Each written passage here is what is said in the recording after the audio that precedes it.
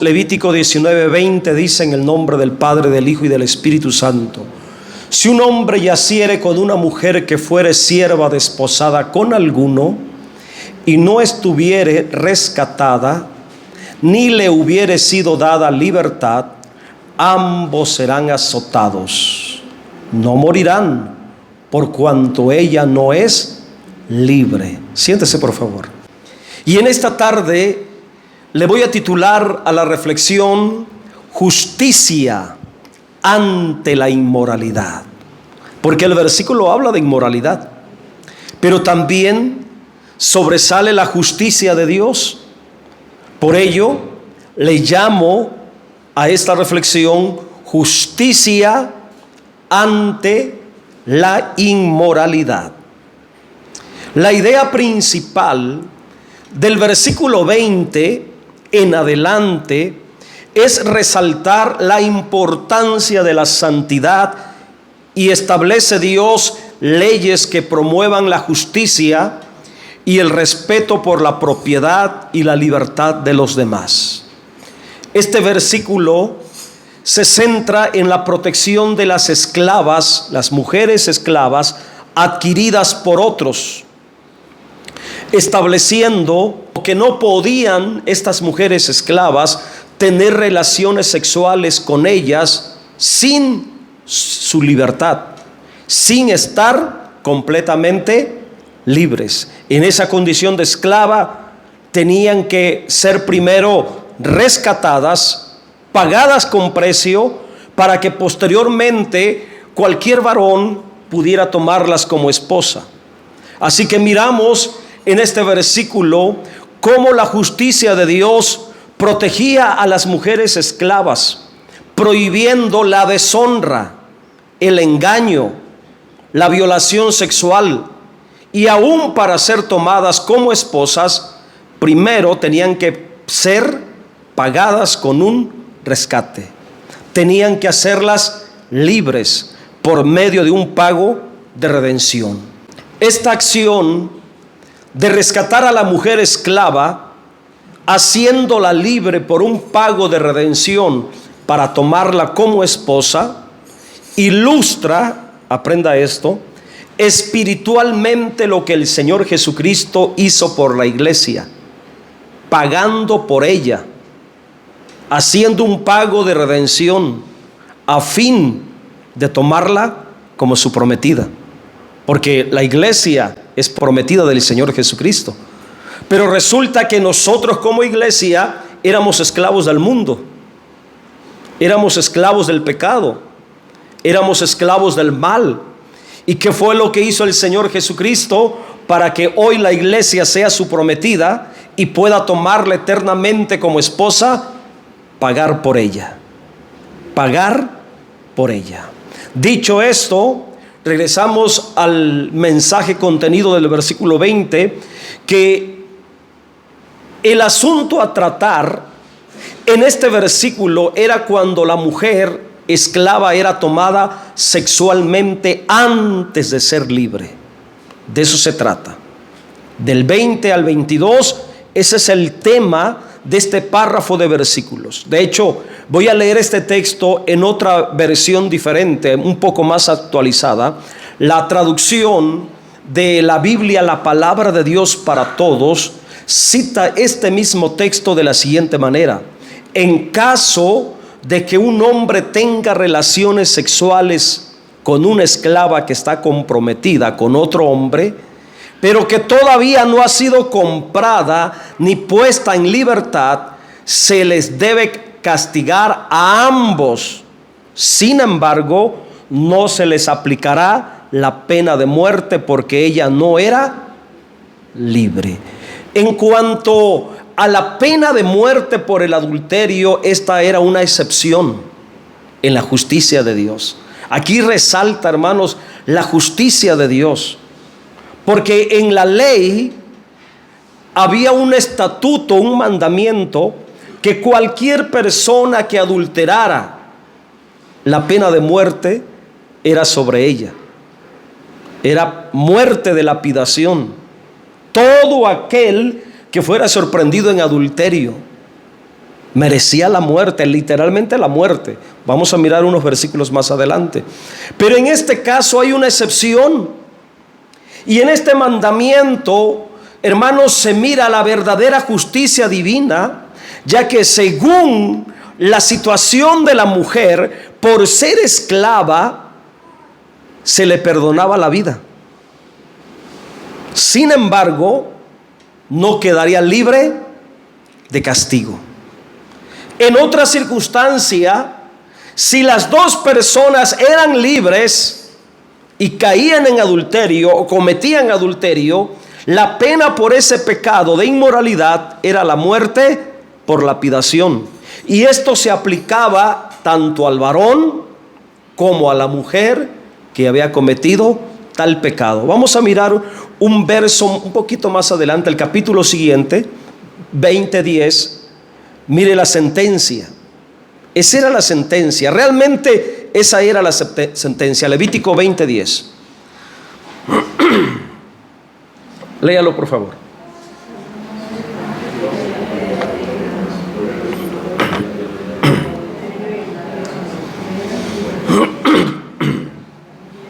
Esa era la sentencia. Si un hombre cometiera adulterio con la mujer de su prójimo, el adúltero, y señala, y la adúltera, indefectiblemente serán muertos. Mira la diferencia entre la ley y la gracia. ¿Cuántos casos de adulterio hay dentro de las congregaciones? Y a ninguno se le ha muerto, a ninguno se le ha matado. Ahí se puede mirar, hermanos, el contraste entre la ley y la gracia. El mismo Dios, un Dios justo, un Dios santo, tratando antiguamente por medio de la ley y ahora tratando por medio de la gracia. En realidad, los que adulteraban tenían que morir. Por eso en el tiempo de Jesús, a la mujer adúltera, con justa razón, le querían aplicar la ley. ¿Qué decía la ley? Que tenían que morir. Por eso llevaron a aquella mujer a rastras ante el Señor Jesucristo y ahí iban con las piedras para matarle. Pero en el caso del que estamos mirando, 19:20, regresémonos, era un caso distinto y diferente. Porque si la mujer era esclava, Dios había establecido que tenía que ser perdonada. Igualmente el varón se le perdonaba. Aún así tenían que ser castigados, sancionados. Y la ley establecía un castigo por este acto, pero no pena de muerte, debido a que la esclava no era libre, no había sido comprada ni liberada. Eso lo salvaba. Y eso también salvaba al varón. Porque si eran dos personas libres, la situación era más contundente. Era una situación trágica. Levítico 19:20 entonces, hermanos, nos está enseñando, y voy a leer de nuevo: si un hombre yaciere con una mujer que fuere sierva desposada con alguno y no estuviere rescatada, ni le hubiere sido dada libertad, ambos serán azotados, no morirán, por cuanto ella no es libre. Según el texto de la Biblia, el castigo inmediato para ellos era ser azotados, no muertos, pero sí azotados. En las leyes de los pueblos antiguos, los culpables de adulterio primero eran azotados y después eran llevados a la muerte. Por ejemplo, yo leía un poquito de esto documentándome. Aún todavía, hermanos, en el pleno siglo XXI que estamos, en el Islam, en la doctrina del Islam, los culpables de adulterio, el Corán ordena dar como castigo a los adúlteros 100 azotes. Imagínense, los que son sorprendidos en este pecado de adulterio, 100 azotes. Qué contundente, ¿verdad? Ahora, en la ley ordenada por Dios a Moisés, el número máximo de azotes era 40. Era menos, 40. Y la costumbre era, para no exceder el límite accidentalmente y sobrepasar o ir más allá de la justicia divina, generalmente a los culpables de pecado recibían 39 azotes como castigo. De ahí la expresión judía de recibir 40 azotes menos uno. Seguramente al Señor Jesucristo lo azotaron de esta manera, porque la Biblia dice que Él fue castigado por nuestros pecados. Al otro personaje de la Biblia que también sufrió a manera de criminal y lo azotaron como un criminal fue el apóstol Pablo. También le dieron 39 azotes. Eso era lo que exigía la ley. Ahora, la mujer dice que no debería de morir porque no era libre, era esclava y estaba en compromiso con otro varón. Por el compromiso que tenía con otro varón, por ello le permitían vivir. En el caso del hombre, el hombre tampoco no debería morir, porque tenía que pagar la reparación del daño. Tenía que hacer doble paga, una cantidad de dinero al dueño de la mujer, al propietario de la esclava, y también que tenía que pagarle al prometido de esa mujer. Aparte de que se llevaba sus 39 latigazos, tenía que hacer un desembolso para pagar la ofensa, el agravio al propietario de la esclava y también al hombre con el que estaba compromiso de matrimonio. Aquí se mira, hermanos, cómo la justicia de Dios se aplicaba correctamente. La intención de Dios al ordenar esto es que aprendamos el valor de las personas. 1. 2. El valor de la libertad. 3. El valor de la justicia divina aplicable para todas las personas sin importar su condición de vida. Y de esto podemos sacar una enseñanza práctica para nosotros. Dios desea que respetemos a todas las personas sin tener en poco su condición de vida, sean esclavos o sean libres. Dios le da valor a todas las personas, sean esclavos o sean libres. La justicia divina es para todos, sin importar la condición de vida. Otro aspecto que Dios está revelando aquí a través de este caso es la preservación de la santidad en la vida de los creyentes. Escuche y aprenda esto. Si eres un creyente libre, como el varón que era libre, el varón era libre, la mujer no. Ahora la enseñanza es: si eres un creyente libre, compórtate como una persona libre. Vive como una persona libre. Actúa como una persona libre. No como una persona dominada, esclavizada, sometida, cautiva. No. Si eres libre, compórtate como una persona libre. Que nuestro estilo de vida sea verdaderamente en libertad. Otro ejemplo. En el caso de la mujer que era esclava y que tenía compromiso de matrimonio con otra persona, si eres un creyente comprometido en matrimonio, compórtate como una persona en compromiso. Actúa como una persona comprometida. Vivamos como personas comprometidas. Si ya no somos libres, si ya tenemos un compromiso de pareja, de matrimonio, vivamos. Actuemos, comportémonos como personas comprometidas. Esa es la enseñanza que Dios nos está dando aquí.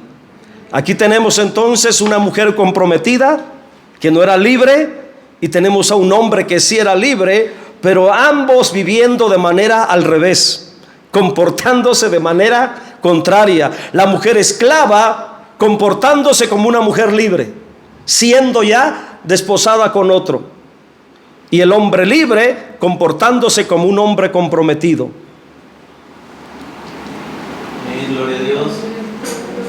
La enseñanza o la idea de Dios es, de manera espiritual, date a respetar según tu condición. Eso es lo que Dios nos está enseñando. Que nos demos a respetar según nuestra condición. Si eres libre, vive tu libertad en santidad delante de Dios. Si estás en compromiso, sujeto a alguien, vive tu compromiso en santidad delante de Dios. Dios, al establecer esta normativa, buscaba evitar que los creyentes se corrompieran moralmente y deseaba mantener el estándar de santidad que Dios espera de cada uno de nosotros los creyentes.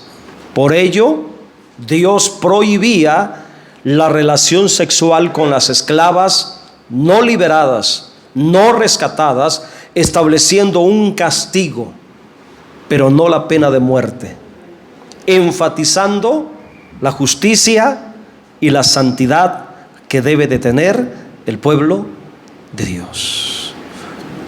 Avanzamos, versículo 21. En el caso del varón, el que había pecado, tomando una mujer esclava y teniendo relación con ella. Para el varón, Dios le dice: Él traerá a Yahvé a la puerta del tabernáculo de reunión un carnero en expiación por su culpa. Aquí hay otro detalle que Dios nos está enseñando. El perdón divino para el infractor era traer delante de Dios y a la entrada del tabernáculo de reunión un carnero en expiación por su culpa. Esto revela que todo pecado es una infracción a la ley divina. Eso lo tenemos que tomar en serio, hermanos. Todo pecado, sea grande o chico, es una infracción a la ley divina. Y por ello la persona se hace culpable delante de Dios. Y la única manera de ser perdonado es por medio de un sacrificio en expiación por la culpa. El sacrificio era un carnero sacrificado ante Dios, número uno, ante Dios y en presencia de Dios. Y para ello el carnero tenía que ser llevado a la puerta, a la entrada del tabernáculo de reunión. El carnero es figura del Señor Jesucristo, el cual fue sacrificado por todos nosotros, por todos nuestros pecados. Su presentación ante Dios, ante la puerta del tabernáculo de reunión, espiritualmente revela que el creyente que peca, porque aquí está hablando de creyentes, del pueblo de Dios, de los hebreos. Dios estaba hablándole a creyentes. El creyente que peca tiene que someterse a lo establecido por Dios para que sea perdonado. Solo por medio del sacrificio de Cristo podrá ser perdonado. La entrada a este perdón es por medio de su comunión espiritual con la iglesia. Mire qué detalle, hermanos. Solo de esta manera el creyente podrá ser justificado y perdonado por Dios. Y para mí es muy importante, y para usted también, estos detalles, hermanos, porque hay creyentes que pecan violentando la ley divina. Reconocen a Cristo, sí, pero no reconocen la autoridad ni tampoco reconocen la disciplina de la iglesia. Y eso es grave. Por ello Dios nos enseña que el que pecaba tenía que ir a la puerta del tabernáculo de reunión, es decir, reconocer la autoridad del santuario, reconocer la disciplina del santuario. No era suficiente solamente reconocer a Cristo para ser perdonado. En este caso, nosotros no es suficiente. Tenemos que reconocer también la autoridad y la disciplina, el liderazgo de la iglesia. Ahora hay creyentes que pecan y sí, reconocen a Cristo, la autoridad de Cristo, el sacrificio de Cristo, pero rechazan la comunión espiritual de la iglesia, desconociendo la autoridad delegada, el liderazgo, el sacerdocio espiritual, rechazando la disciplina. Y de esta manera, hermanos, no se puede ser justificado, ni tampoco perdonado por Dios. La instrucción de Dios para ser perdonado era por medio de un sacrificio de expiación ante Dios. Y claramente lo dice ante la puerta del tabernáculo de reunión. Dos elementos importantes: el carnero, figura de Cristo; el tabernáculo de reunión, la comunión espiritual con la iglesia, el someternos a la autoridad, a la disciplina de la iglesia. Todo aquel que está en Cristo y permanece en comunión espiritual con la iglesia vivirá justificado y perdonado por Dios. Ya para terminar, versículo 22. Amén, gloria a Dios. 22. Y con el carnero de la expiación lo reconciliará el sacerdote. Mire otro detalle importante. Lo reconciliará el sacerdote delante de Yahvé por su pecado que cometió, y se le perdonará su pecado que ha cometido. Mirando con discernimiento este texto, hermano, hay una grande enseñanza para nosotros. Escuche, por favor, porque se menciona que el pecador tenía que ser reconciliado por el sacerdote delante de Dios. ¿Y el sacerdote dónde estaba? En el tabernáculo de reunión. ¿Y qué representa el tabernáculo de reunión? La iglesia. ¿Y qué me está dando a entender eso de manera espiritual? Aprenda esto. La iglesia, como sacerdocio espiritual, tiene el ministerio de reconciliación para los pecadores y los creyentes que le han fallado a Dios. El fundamento es la muerte de Cristo en expiación por todos los pecados y por todos los pecadores. El apóstol Pablo habló que ahora nosotros tenemos el ministerio de reconciliación. Amén. Hay oportunidad para el que falla. Tristemente, muchos solamente reconocen a Cristo cuando pecan, pero no reconocen la autoridad, la comunión espiritual de la iglesia. Y el error grande que cometen es que en lugar de que reconozcan a la iglesia, la autoridad, el sacerdocio espiritual de la iglesia, la disciplina de la iglesia, en lugar de proceder con humildad, se van de la iglesia. Prefieren irse. ¿Y de qué manera pueden ser ayudados? No se les puede ayudar. Esta enseñanza, hermanos, nos debe de capacitar para mirar cómo obra la justicia de Dios, cómo opera el otorgamiento del perdón de Dios para aquel que falla. Y lo más sabio, evitar la falta, evitar la culpa, evitar el pecado, evitar la maldad. Porque si pecamos, fallamos, ciertamente no moriremos, porque ya no hay una pena de muerte contra nosotros, hablando físicamente. Pero sí vamos a ser castigados, sí vamos a ser azotados, quizá no físicamente con 39 latigazos, pero va a venir una disciplina, puede venir una sanción, una enfermedad, una tragedia, un pesar, una pérdida, un sufrimiento, que bien podemos evitarlo si vivimos conforme al llamado de la santidad de Dios revelada en el libro de Levítico como un real sacerdocio, un pueblo santo. Póngase en pie, dele un aplauso al Señor por esta palabra. Fue breve, pero yo creo que entendible. Amén.